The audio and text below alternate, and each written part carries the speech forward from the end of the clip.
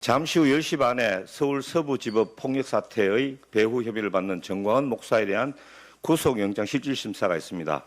전 목사에 대한 사법부의 판단에 국민의 시선이 집중되고 있습니다.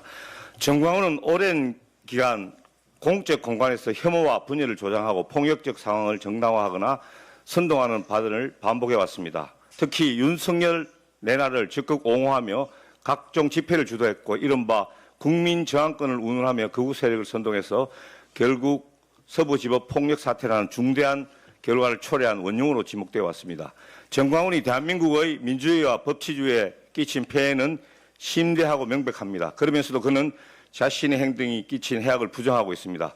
혹세무민이 아닐 수 없습니다. 이 대목에서 저는 이솝 우화의 포로가 된 나팔수 이야기를 잠시 소환하고자 합니다. 힘찬 나팔 소리로 전투를 독려하던 나팔수는 상암에 진 후 붙잡혀서 이렇게 말합니다. 나는 싸우지도 않았고 무기도 들지 않았다. 그저 나팔만 불었을 뿐이다. 나는 죄가 없다.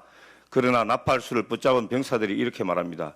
내가 칼을 휘두르지는 않았지만 내 나팔 소리가 수많은 사람들을 전쟁터로 내몰았다. 그렇게 너는 더 무겁게 처벌되어야 한다. 현대사회에서 말과 언어는 결코 가벼운 것이 아닙니다. 특히 대중적 영향력을 가진 인물이 반복적으로 극단적 메시지를 발신할 경우 그 파급력은 개인의 일탈을 넘어 사회적 위험이 됩니다. 나치의 조세프 괴벨스는 유태인 혐오와 침략 전쟁을 정당화하는 나팔을 불어서 인류 최악의 비극을 초래했습니다. 그는 스스로도 거짓 선전 선동에 대해서 사람들이 처음에는 부정하다가 그 다음에는 반신반의하고 마지막에는 결국 믿게 된다고 이야기하고 있습니다. 정광훈의 언행은 괴벨스의 선동과 놀랄만치 닮아 있습니다. 엄정한 단죄가 필요합니다. 그러나 지금까지 정광훈에 대한 대한민국의 검찰과 사법부의 태도는 어떻습니까? 검찰은 이미 2차례에 걸쳐 경찰의 압수수색 영장을 불청구한 바 있습니다. 그리고 얼마 전에도 그에 대한 구속영장도 한 차례 기각해서 파장이 있었습니다. 그 책임을 두고 서부지검과 대검 간에 떠밀기식 책임 회피가 있다는 말도 들립니다.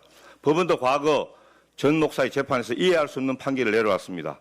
자유우파를 지지해야 한다는 노골적인 선거 개입 발언에 대해서 지지 후보가 특정되지 않았다는 형식 논리를 내세워서 면죄부를 주거나 문재인 간첩 또는 대한민국을 공산화시키려 했다는 등의 극단적인 혐오 표현에 대해서도 무죄를 선고했습니다.